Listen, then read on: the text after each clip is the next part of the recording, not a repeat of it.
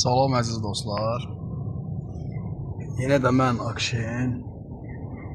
Gəlmişik poligona, Ceyranbatan yolunun üzərindəki dağ təpəciyinə.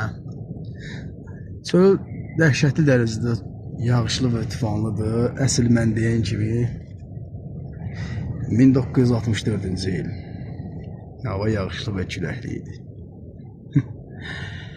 Ağaçlara çiylər vurduq ki, ağaçlar diş dayansın, çünki hava boşluğa əmələ gələ bilər, əyilə bilər, sına bilər.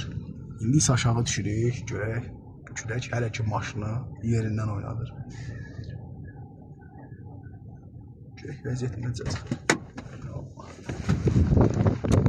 Əziz dostlar, deməli çiylər vuruldu. Ağaclarımız kötü şok vəziyyətdə.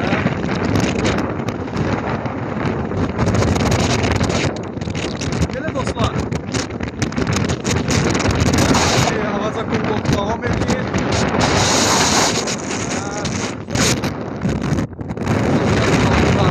Sumqayıt